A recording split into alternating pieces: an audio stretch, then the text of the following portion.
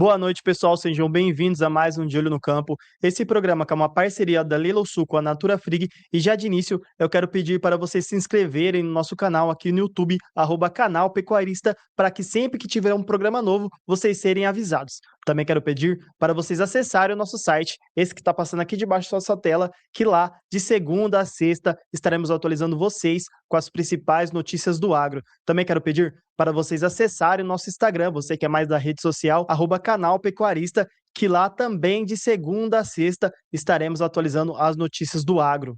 No programa de hoje, vamos falar sobre o bem-estar animal com a colaboração brasileira de bem-estar animal, a Cobeia, uma iniciativa pré-competitiva criada em 2004 com o objetivo de impulsionar avanços de toda a cadeia de proteína animal no Brasil. E para explicar como funciona a Cobeia, vamos conversar com a diretora executiva da iniciativa, Elisa Charlestron. Então é tempo de rodar a vinheta para vocês conferirem esse programa completo.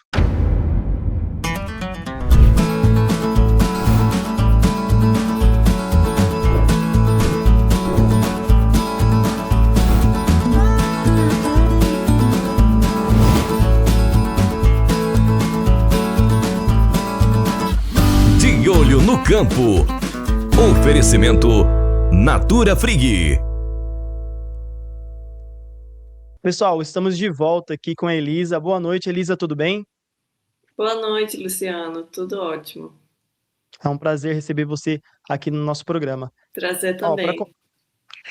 para começar, eu queria que você explicasse para a gente o que é a Cobeia e o que ela faz. Com certeza, a Colaboração Brasileira de Bem-Estar Animal é uma associação que pertence às empresas do setor de proteína animal que entram como membros associados. Essa associação foi criada em 2024 como um projeto de aumentar a colaboração ao longo da cadeia, né? Então, a gente junta ali produtores, processadores, quem compra também produtos de proteína animal, incluindo também o setor de pet food, para facilitar os avanços em bem-estar animal. Excelente. E como você disse que a iniciativa surgiu em 2024, né, é uma iniciativa recente. O que motivou a criação desse movimento? O que motivou realmente foi a certificação brasileira de bem-estar animal produtor do bem, né, que idealizou essa iniciativa, porque perceberam que, além de certificação, são necessários outros projetos, outras ferramentas para facilitar os avanços necessários. E percebemos um grande apetite, assim, que muitas empresas já começaram a olhar, né, com mais foco nessa temática de bem-estar animal, mas é um tema complexo, né? Então não é sempre tão fácil para uma empresa só viabilizar, né, as melhorias necessárias. Então por isso é necessário uma colaboração pré-competitiva, como chamamos, para facilitar isso para todo mundo. Ótimo, Elise. Você pode explicar para a gente como funciona a atuação conjunta entre as empresas? Sim, essas empresas que têm um foco, têm uma motivação assim de trabalhar essa temática de forma estratégica, eles se juntam, compartilham boas práticas, compartilham experiências e também compartilham e discutem desafios, né? Porque percebemos que, independente do tipo de empresa, o espécie em foco, muitos dos desafios são parecidos. Então é muito sobre fazer essa troca entre as empresas, aprender um com o outro e também identificar oportunidades de projetos, né, de soluções, de jeitos de destravar os avanços que pode ser benéfico para todos que participam. Ótimo. E quais são as primeiras ações concretas que a Cobeia já colocou em andamento desde a sua criação? Olha, o ano passado a gente trabalhou muito um documento de posicionamento, um documento de base, né, a abordagem da Cobeia ao bem-estar animal, porque uma parte disso é da gente concordar tentar alinhar, né, o que significa essa temática. Então, tem lá a referência, por exemplo, da definição de bem-estar animal da OMSA, tem uma referência ao conceito científico dos 5 domínios. A gente também olha lá o que significa um processo de melhoria contínua na prática. A gente lista lá alguns passos assim de processos que acreditamos são importantes. Então, isso foi uma primeira tentativa de criar uma base para a nossa atuação, para que todas as empresas falam a mesma linguagem. A partir disso, acabamos de lançar uma publicação que é como se fosse um diagnóstico de bem-estar animal no Brasil, como a temática tem avançado, também olhando para oportunidades de melhoria para os 5 principais setores. Então, a gente está fazendo esse trabalho de alinhamento dentro do grupo, né? Mas também com outras associações, com o terceiro setor, com o setor público, o setor financeiro. A gente também vai começar a desenvolver projetos, assim, provavelmente com alguns institutos de pesquisa. Então, é muito esse movimento de se conectar e tentar definir um pouco assim ambições e objetivos concretos, projetos concretos para os próximos anos. Excelente. E Elisa, recentemente vocês realizaram um fórum em São Paulo. Conta pra gente o que foi debatido nesse fórum e como foi. Sim, a Cubeia, junto com a Produtor do Bem, organizamos semana passada um evento bem legal em São Paulo, chamado Fórum Estratégico de Bem-Estar Animal, alinhando propósito, mercado e performance. Então, foi muito sobre colocar essa temática de bem-estar animal como uma questão de negócios. Então, a gente falou muito sobre dinâmica de mercado, oportunidades de mercado, gestão de riscos, construção de reputação de marca, agregação de valor.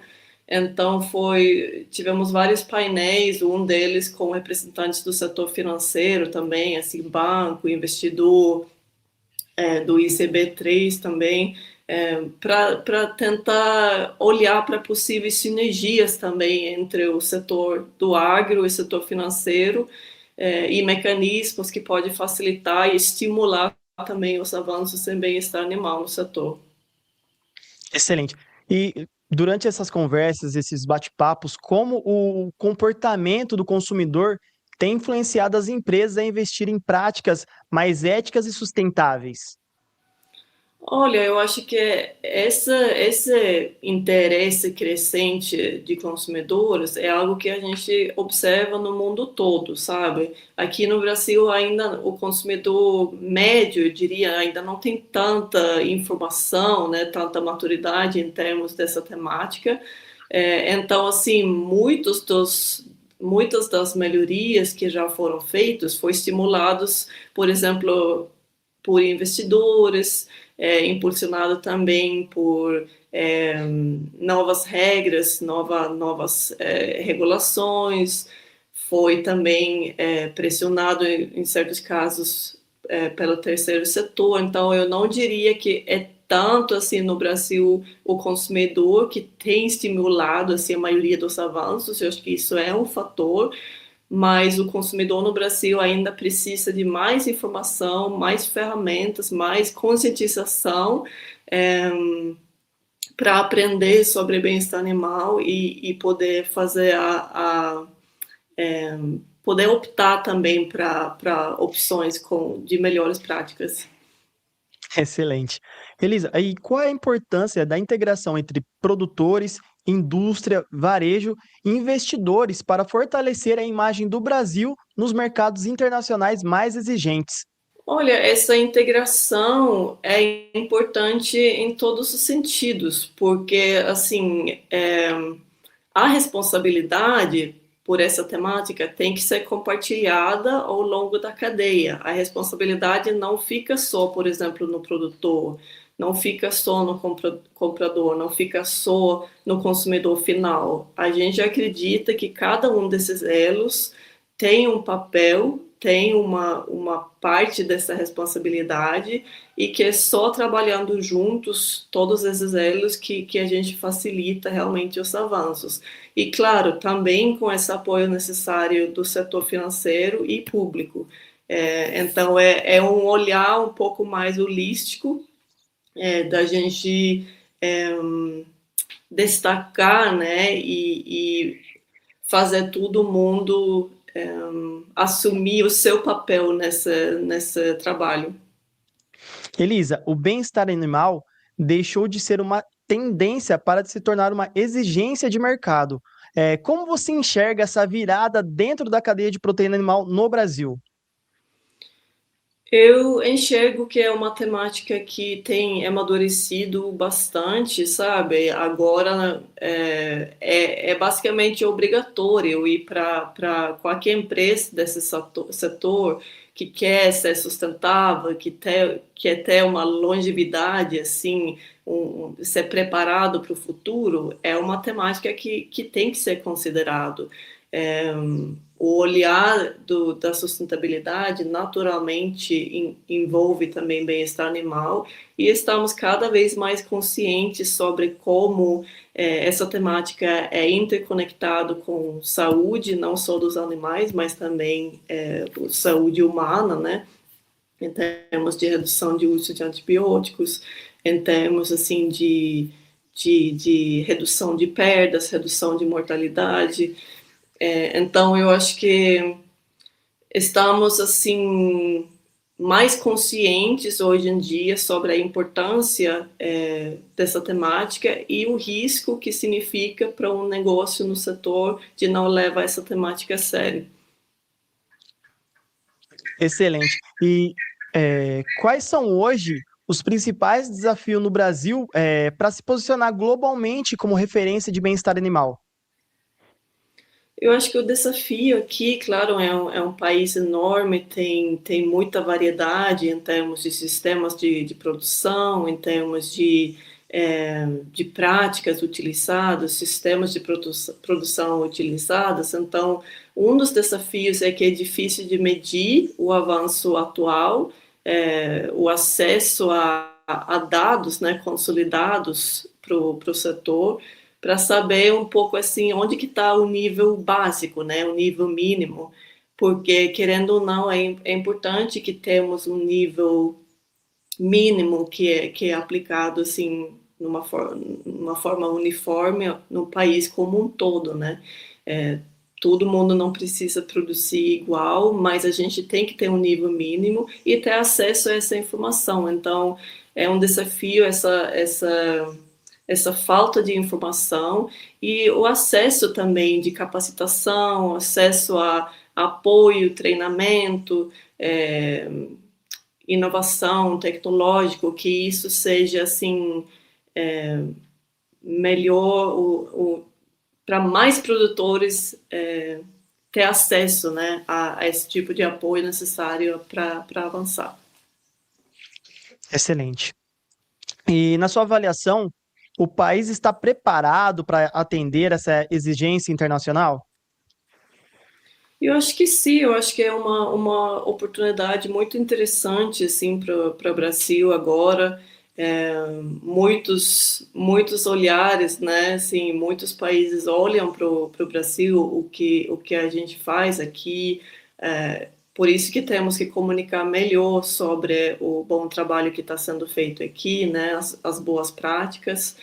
Mas como eu te falei, eu acho que é necessário um trabalho para ampliar os esforços relacionados ao bem-estar animal e, né, compartilhar, divulgar melhor para que mais produtores tenham apoio e o conhecimento suficiente para implementar essas práticas. Excelente. E Elisa, recentemente a União Europeia excluiu o Brasil da relação de países habilitados para exportar produtos de origem animal do bloco, excluindo a carne bovina. O que você acha sobre esse tema?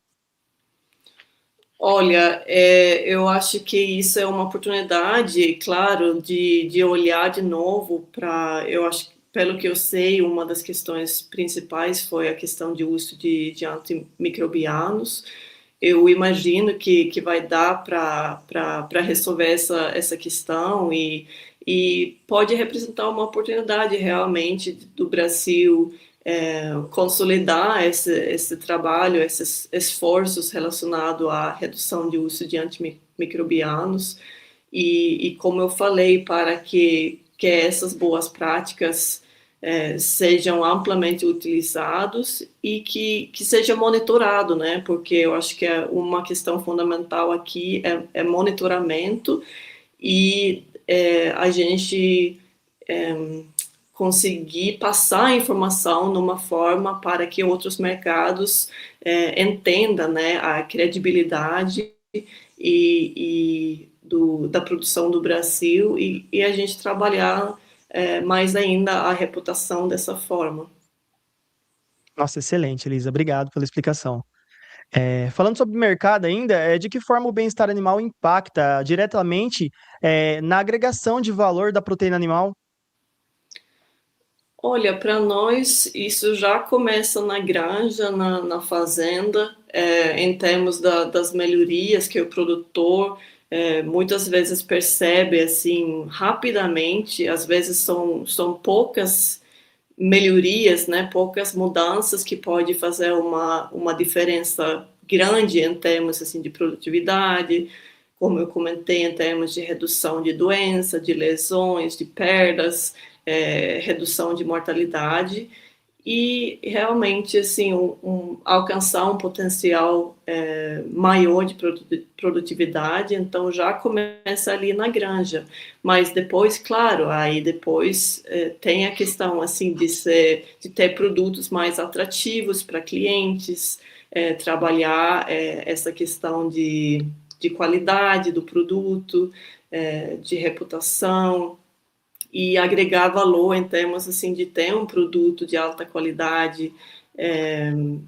que é atrativo não só para o mercado interno, mas possivelmente também para mercados externos exigentes. Então, eu acho que melhorias de bem-estar animal gera valor desde o começo e dá bastante oportunidade de mercado. Excelente. E já é possível perceber um retorno econômico para produtores que investem no bem-estar animal? Sim, a gente vê muito assim que o produtor às vezes com poucas mudanças, né, do seu dia a dia, com melhorias em bem-estar animal, já consegue perceber uma produtividade melhorada e que essa é uma questão que tem que ser visto como investimento. Mas, claro, quando falamos assim de mudanças mais estruturais, em termos de equipamento, em termos de sistema de produção, é importante que também que essas melhorias são viabilizadas financeiramente para o produtor, que ele também recebe um apoio e que seja viável para ele na sua realidade. Então, assim, às vezes são necessárias intervenções, mudanças maiores, mas às vezes também com poucas mudanças, às vezes até em atitude e comportamento e compreensão sobre o que gera estresse, por exemplo, para os animais, o que prejudica, né, a sanidade, a biossegurança, esse tipo de questões, você já consegue ver melhorias rápidas. Excelente, Elisa, obrigado. Pode explicar para a gente como equilibrar o custo de produção e a adoção de práticas mais sustentáveis dentro da realidade do produtor? Eu acho que ali também vem a questão, como eu comentei antes, que é uma responsabilidade compartilhada ao longo da cadeia para fazer as melhorias de bem-estar animal. Então, o produtor não pode carregar esse peso sozinho. E é por isso que é importante que, por exemplo, o produtor, junto com os clientes dele, quem compra esses produtos de proteína animal, definem objetivos de melhoria juntos, porque aí entra a possibilidade de todo mundo pegar uma parte desse peso às vezes, quando tem um custo inicial, assim, com essas mudanças, é importante que todo mundo carrega uma parte disso. E, claro, junto também com o apoio do setor público e financeiro também. Por isso que a gente está tentando engajar todo mundo para facilitar os avanços e para deixar o custo, assim, a diferença de custo para o produtor o mínimo possível e até para ele seja mais lucrativo, né? Excelente. E dessa forma, como garantir que pequenos e médios produtores consigam acompanhar essa evolução do bem-estar animal e da sustentabilidade? É necessário um apoio, é necessário acesso à capacitação, acesso à tecnologia. Eu acho que isso tem que ser amplamente acessível assim para todo mundo. Então depende um pouco assim da cadeia de produção, como que está a rede do produtor, onde que ele tem acesso, né? A esse tipo de informação e apoio necessário, mas eu acho que isso é algo que vamos tentar trabalhar também, como melhorar essa estrutura. E, por exemplo, na Cobeia tem grandes empresas já membros, né, que têm cadeias de fornecimentos muito grandes e que já fazem um bom trabalho assim em termos de acessar e engajar regularmente com seus fornecedores e tentar fornecer o melhor apoio possível também para produtores menores, né, de pequeno e médio porte. Mas é necessário um trabalho assim de coordenação e acesso a apoio para eles. Excelente. E o bem-estar animal já está sendo considerado um critério relevante na concessão de crédito e investimentos. Como a Cobeia enxerga essa aproximação com o mercado financeiro? Olha, eu acho que, como você falou, já tem esse interesse, bem-estar animal já está sendo olhado, né, avaliado como um critério, né, mas eu acho que tem mais ainda que a gente pode fazer para aproximar o setor agro com o setor financeiro. Durante esse evento que organizamos semana passada, abrimos algumas portas, né? Então foi um primeiro passo de aumentar o diálogo com esse setor e buscar oportunidades de sinergias e apoio mais próximo para viabilizar esses avanços. Excelente. Então, a adoção de protocolos e certificações pode, de fato, facilitar o acesso ao financiamento no campo? Eu digo que sim, porque esses atores, eles requerem algum tipo de garantia, né? Eles buscam evidência sobre como a produção está sendo feita, as práticas implementadas, tudo mais. E a certificação é um jeito de garantir, né, essas boas práticas com auditorias, por exemplo, de terceira parte, selos com alta credibilidade, como a Produtor do Bem, por exemplo, é um caminho que pode facilitar o produtor transmitir todo o bom trabalho que ele está fazendo e para que isso seja reconhecido pela parte que está fazendo a avaliação. Excelente. E Elisa, você pode falar para a gente aonde o Brasil está posicionado nessa integração entre ESG e pecuária? Se ele está bem avançado, se está um pouco atrasado, como o Brasil está posicionado nessa questão? Eu acho que o Brasil tem avançado bastante, tem muitas iniciativas boas. Talvez podemos acelerar um pouquinho para captar essas oportunidades de mercado que estão vindo. Claro, agora deu essa trava com a União Europeia, mas na minha opinião pessoal é algo que vai poder ser ultrapassado. E eu acho que o Brasil está abrindo tantos outros mercados nesse momento também, em termos de exportação. Então, eu acho que é um momento de agir, é um momento de olhar para comunicar melhor o que já está sendo feito bem e tentar acelerar um pouco e organizar melhor, às vezes, esse nosso foco em sustentabilidade. Excelente. E voltado mais para política e estratégias, qual o papel das políticas públicas para acelerar a evolução do bem-estar animal no país? Eles têm um papel muito importante, principalmente, como eu falei, em termos de ter um nível mínimo, assim, que é aplicado no país como um todo. Falta ainda proteção mínima para certas espécies, então tem uma proteção regulatória bem variada, né? Tem certas cadeias, certas espécies que têm maior proteção. Então a gente vê oportunidades ali também em termos assim de padronização, né? Por exemplo, ovos livres de gaiola, às vezes eles falam que falta uma certa padronização, que pode ter propaganda falsa, por exemplo, porque tem alguém que não atinge as regras necessárias para poder chamar a produção de livro de gaiola, né?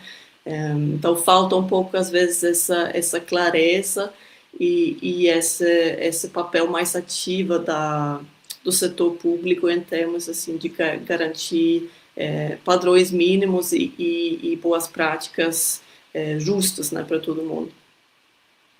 Ótimo. E como o Brasil pode usar o bem-estar animal como uma ferramenta de fortalecimento da imagem no mercado internacional? Isso é uma ótima pergunta. Eu acho que realmente muitos atores internacionais, eles olham para essa temática como um indicador do performance geral responsável da empresa. Então, é como se fosse assim, se você tem um bom desempenho em termos de bem-estar animal, é mais provável você ter uma empresa bem organizada, uma boa gestão e um bom performance também em outras questões ESG.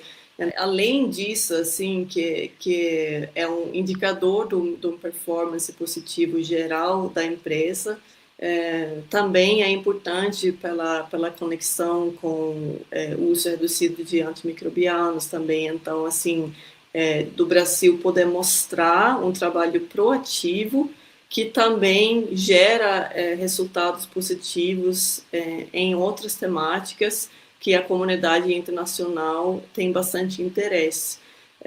Então, por exemplo, um trabalho proativo, estratégico em bem-estar animal também demonstra que o país está levando esses riscos da saúde humana a sério e que a gente quer produzir produtos de alta qualidade e ainda fazer parte assim, de uma construção de uma agropecuária responsável para o futuro. Pensando nos próximos 5 a 10 anos, como você imagina a cadeia de proteína animal no Brasil em relação ao bem-estar animal? Eu acho que é uma temática que vai continuar a cada vez ganhar mais importância, que vamos ter cada vez maior compreensão sobre o que é bem-estar animal, que não é nada estranho, é algo que a maioria dos produtores já fazem naturalmente, mas que tem que ser feito numa forma mais organizada, né? Então, eu acho que o que precisamos fazer é trabalhar a conscientização sobre a temática e para cada vez mais produtores ter acesso ao apoio necessário para trabalhar a implementação de boas práticas no dia a dia. Ótimo. Elisa, para a gente encerrar, o que ainda precisa acontecer para que o tema seja plenamente incorporado em toda a cadeia produtiva? Tem a ver com o que eu falei. Às vezes temos que demistificar um pouquinho o que significa bem-estar animal, olhar para o que já está sendo feito e trabalhar esse acesso à informação, apoio tecnológico, capacitação para a maioria de produtores possível. Elisa, queria agradecer a sua participação no nosso programa. Foi um ótimo bate-papo sobre bem-estar animal e espero receber você mais vezes aqui com a gente. Prazer foi meu. Obrigada. Pessoal, espero que tenham gostado do programa dessa semana. Até a próxima.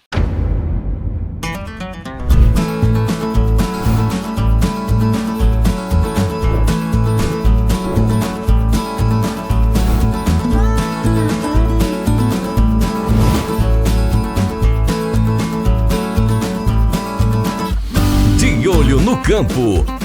Oferecimento Natura Frig.